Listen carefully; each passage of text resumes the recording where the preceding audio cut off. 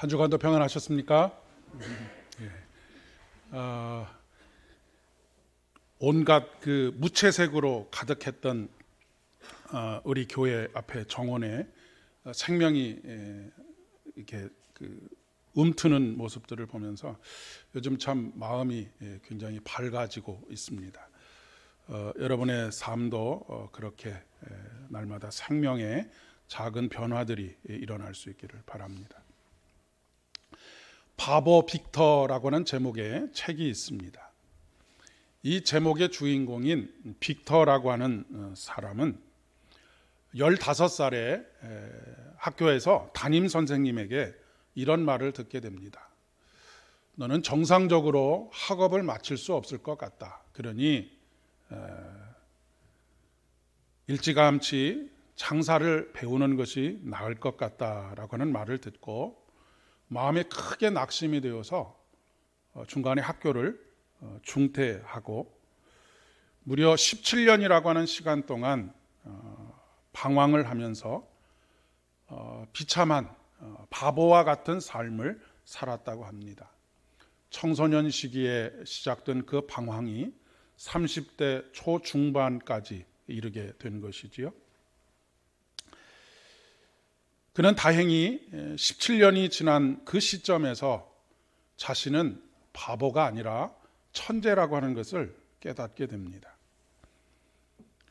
이 빅터라고 하는 사람은 전 세계의 그 상위 2% 안에 드는 지적 능력을 가진 사람들을 회원으로 받아들이는 멘사 클럽에 들어갈 정도로 그렇게 천재적인 사람이었습니다. 거기서도 그냥 회원으로만 있었던 것이 아니고 탁월한 능력을, 천재성을 드러내면서 이 멘사 그룹의 회장으로까지 일했던 사람이 바로 빅터라고 하는 사람입니다. 그런데 그는 15살에 들었던 그 한마디로 인한 말의 감옥, 그것이 자신의 생각을 지배했고 자신의 마음을 지배해서 17년이라고 하는 시간 동안 여러 가지 그의 마음속에 있는 천재성이 드러날 때마다 나는 형편없는 사람이야, 나는 바보 같은 사람이야, 나는 무능력한 사람이야 라고 하는 그런 생각 속에서 헤어나지 못하고 그렇게 17년이라고 하는 세월을 보내고 말았다라고 하는 이야기입니다. 요즘 학교 폭력에 대한 이야기들이 뭐 영화에서도 또 현실에서도 자주 뉴스에 등장하지 않습니까? 언어의 폭력, 뭐 때린 것도 아닌데 그런 것 가지고 그렇게 이야기하느냐라고 하는 항변들도 있지만 몇 대 맞는 것보다 더 우리의 영혼을 심각하게 파괴하는 것이 말의 능력이라고도 이야기할 수가 있겠습니다. 제가 지난 주 중에 이 가림막을 제거해 놓은 상황에서 굉장히 당황스러운 경험을 했는데, 어떤 경험이냐면 그동안은 이 가림막을 해놓고 있어서 제가 찬양을 할 때나 말씀을 전할 때에 제가 하는 소리, 내는 소리가 굉장히 크게 들렸습니다. 왜냐하면 이 안에서 소리가 빙빙빙 돌기 때문에 그렇죠. 근데 가림막을 딱 치우고 나니까 갑자기 제 귀에 제 목소리가 모기 소리만큼 들리는 거예요. 그래서 굉장히 당황했었습니다. 마치 이와 같지 않은가 싶습니다. 우리가 우리의 어떤 생각의 틀, 그 틀에 나를 가두어 두고 그 안에서 소리가 과대하게 들려지고 또 그 안에서 내가 생각했던 것과 그 가림막을 펼쳤을 때에 내가 생각했던 것이 전혀 다른 그런 상황들을 경험하게 되는 것이죠. 말과 생각이 행동을 지배합니다. 영적인 부분에 있어서는 말할 것도 없지요. 그렇기 때문에 우리는 건강한 생각을 유지하고 지켜내는 일이 필요합니다. 그러나 이것은 한동안 한국 교회를 휩쓸고 갔던 조엘 오스틴이라고 하는 목사님이 이야기했던 긍정의 힘과는 전혀 다른 것입니다. 긍정의 힘이라고 하는 것은 괜찮아, 잘 될 거야 라고 하는 신념을 끊임없이 자기에게 세뇌시키는 것입니다. 마인드 컨트롤을 하는 것이죠. 그런데 여러분, 하나님께서 가장 싫어하시는 것이 바로 이것입니다. 이스라엘 백성들이 바벨론에게 멸망을 당하기 직전에, 그리고 멸망의 상황 속에서도 이스라엘의 수많은 지도자들은 다 괜찮다, 금방 좋아질 것이다.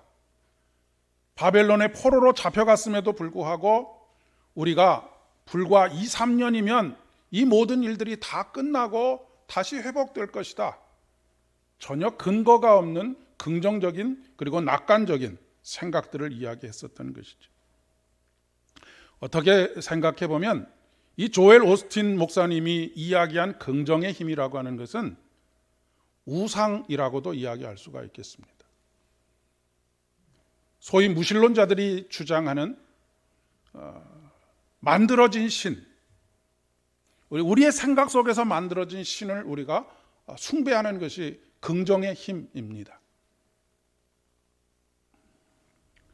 로마서 8장 6절로 6절의 말씀에 보면 육신의 생각은 사망이요 영의 생각은 생명과 평안이니라 라고 말씀하고 있습니다.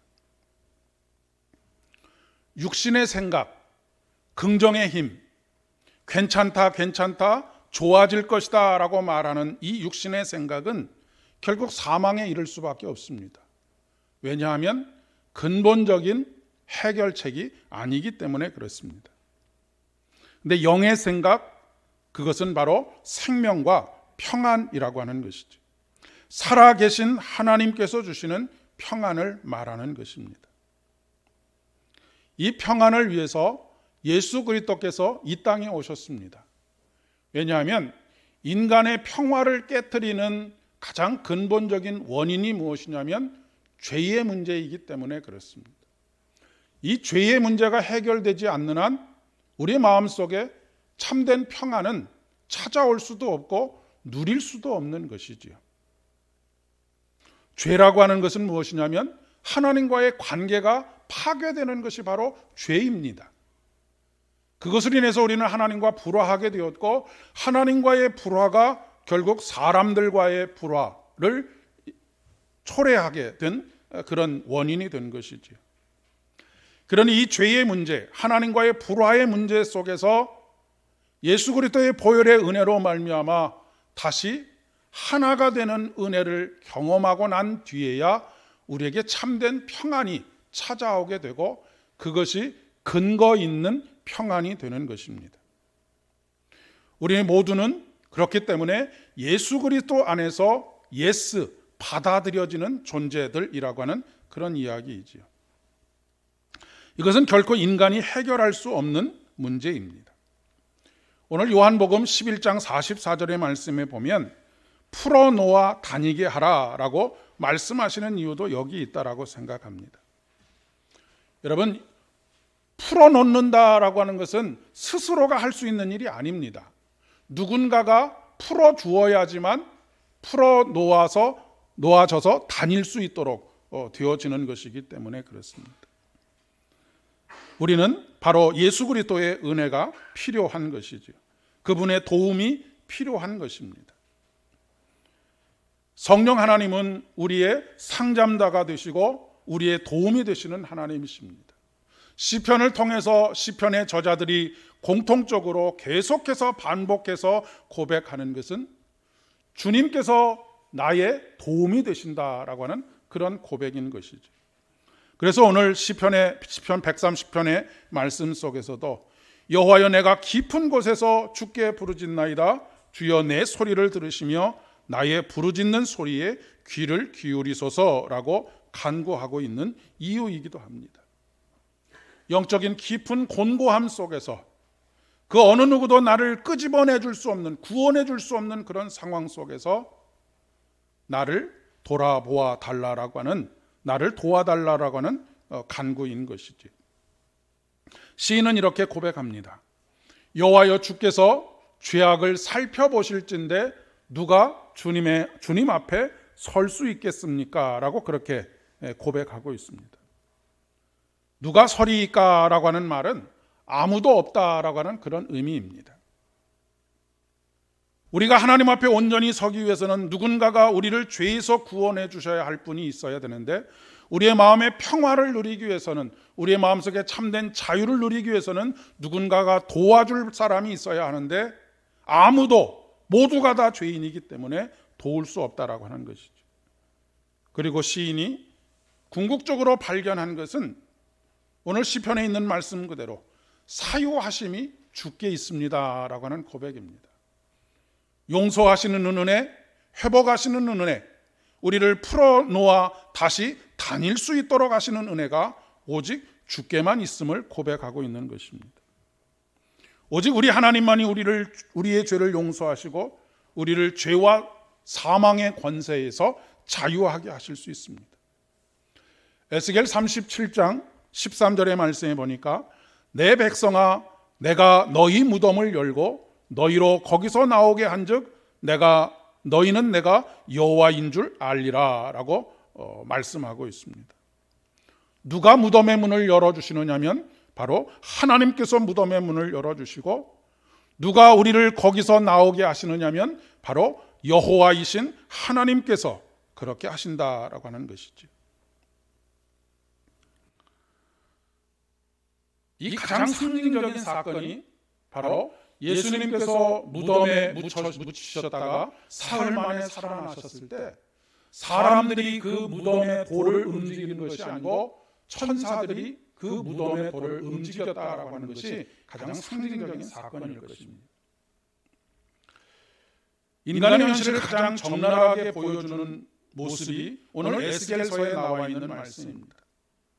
에스겔 37장 1절과 2절의 말씀에 보면 여호와께서 권능으로 내게 임재하시고 그의 영으로 나를 데리고 가서 골짜기 가운데 두셨는데 거기 뼈가 가득하더라. 나를 그 뼈 사방으로 지나가게 하시기를 본즉 그 골짜기 지면에 뼈가 심이 많고 아주 말랐더라 라고 하는 말씀입니다. 뼈가 심이 많고 아주 말랐더라. 인간의 삶에 전혀 희망이 없는 것을 말하고 있고 이미 죽은 존재인 것을 말하고 있는 것이죠. 하나님께서 이런 현실 속에 있는 인간을 바라보게 하시고 에스겔에게 이렇게 물으십니다. 이 뼈들이 능히 살겠느냐라고 물으시니까 에스겔이 이렇게 대답합니다. 주 여호와여, 주께서 하시나이다 라고 대답하고 있습니다. 그런데 주께서 아십니다라고 하는 이 대답은 NIV 성경을 찾아보니까 오직 주님만이 알고 계십니다라고 하는 그런 표현으로 번역이 되어져 있는 것을 볼 수가 있었습니다. 로마서 12장 2절에 있는 말씀에 이 세대를 본받지 말고 오직 마음을 새롭게 함으로 변화를 받아 하나님의 선하시고 기뻐하시고 온전하신 뜻이 무엇인지 분별하도록 하라라고 말씀하십니다. 우리 마음을 변화시킬 수 있는 분이 누구입니까? 우리 자신이 우리 마음을 변화시킬 수 있습니까? 우리는 결심할 수는 있지만 우리 마음을 변화시키는 것은 불가능합니다. 작심삼일이라고 하는 말이 있지 않습니까? 그러면 우리 마음을 새롭게 하시는 분이 누구이십니까? 바로 새롭게 하시는 영이신 성령입니다. 이 새롭게 하시는 영이신 성령께서 모든 만물을 새롭게 하십니다. 그것이 바로 가장 처음 이 모든 우주 만물을 창조하신 창조의 사건일 뿐만 아니라 우리가 마지막 날 경험하게 될 새 하늘과 새 땅, 모든 만물을 새롭게 하시는 성령의 역사 가운데 가능한 것이죠. 성령은 생명의 영입니다. 이 성령은 마른 뼈를 살아나게 하는 영입니다. 깊은 곳에 있는 영혼에게 풍성한 속량의 은혜를 베푸시는 영이십니다. 죽은 지 사흘이나 되어서 냄새나는 나사로를 살리신 분이 바로 생명의 영이십니다. 그 생명의 영은 우리를 살리실 뿐만 아니라 우리 가운데 거하신다라고 말씀하고 있습니다. 사도 바울은 로마서 8장 9절의 말씀에서 이렇게 고백합니다. 만일 너희 속에 하나님의 영이 거하시면 너희가 육신에 있지 아니하고 영에 있나니 누구든지 그리스도의 영이 없으면 그리스도의 사람이 아니다라고 말씀하고 있습니다. 에스겔 37장 14절의 말씀에 보면 또 내가 내 영을 너희 속에 두어 너희가 살아나게 하고 라고 말씀하고 있습니다. 그런데 참 어리석게도 우리는 늘 내가 가지고 있는 부정적인 생각과 싸우려고 합니다. 그리고 100번 싸우면 거의 100번 다 지고 맙니다. 그래서 우리는 늘 뭐라고 탄식하느냐면 마음은 원인데 육신이 연약해서 그럴 수밖에 없다라고 그렇게 탄식하기도 하고 자기를 합리화하기도 합니다. 이미 이 영적인 깊은 곤고함 때문에 견딜 수 없었던 그런 고통을 경험했던 사도 바울이 우리에게 이렇게 권면합니다. 선을 행하려는 마음과 악을 행하려는 마음이 내 마음속에 항상 공존하고 있는데, 그리고 어느 쪽이 이길 것인가 늘 다투고 있다. 그런데 문제는 거의 대부분의 경우 악함이 이긴다라고 하는 것입니다. 우리는 우리가 꽤나 선한 것을 생각하고 선한 것을 선택하고 늘 우리 마음속에서 선이 승리하는 것처럼 생각하는데 그렇지 않다라고 하는 것입니다.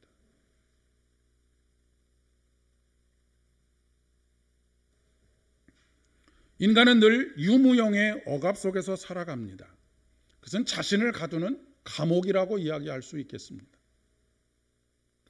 어렸을 때 경험했던 어떤 치욕적인 경험이라든지 아니면 타인의 평가라든지 아니면 내가 뚫고 나갈 수 없을 것이라고 생각하는 주변의 환경이라든지 자신의 능력이라든지 이런 일들로 억눌린 부분들이 있습니다.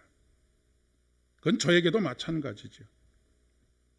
어떤 사람은 앞서 이야기했던 것처럼 바보 빅터처럼 말 한마디의 감옥에 갇혀서 일평생을 허우적거리면서 살아가는 사람들이 있습니다. 이 빅터라고 하는 사람은 17년이라고 하는 방황을 끝내고 자신의 삶을 되찾을 수 있었고 비로소 그 말의 감옥에서 벗어날 수 있었지만 어떤 사람은 일평생을 그 감옥에 갇혀서 사는 사람들이 허다하게 많은 것이 인생입니다.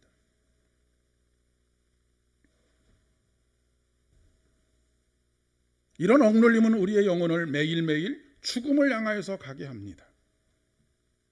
매일매일 생명이신 예수 그리스도를 경험하면서 살아가는 것이 아니라 죽음을 경험하면서 사는 것이죠.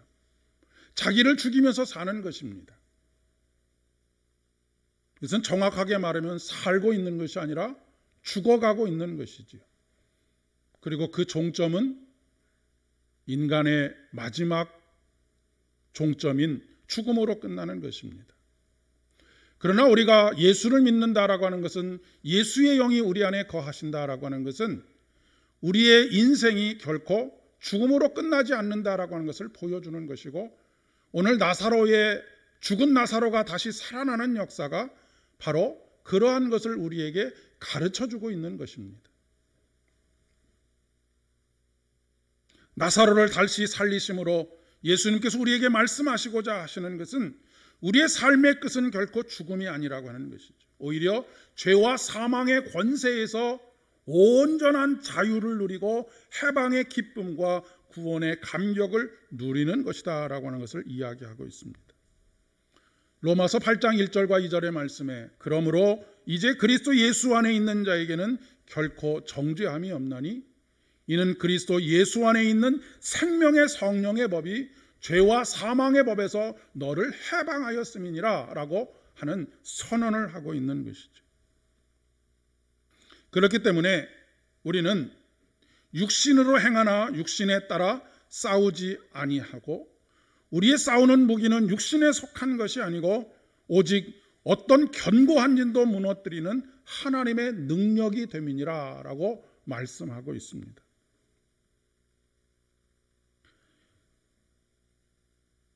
어떤 경험이라고 하는 감옥, 생각이라고 하는 감옥, 이념이라고 하는 감옥, 나를 진정한 복음의 자유를 누릴 수 없도록 하는 그런 감옥 안에 갇혀 있는 우리들을 향하여서 죽은 나사로를 향하여 큰 소리로 나사로야 나오라 라고 명령하셨던 예수 그리스도의 명령이 오늘 우리에게 들려지기를 소망합니다.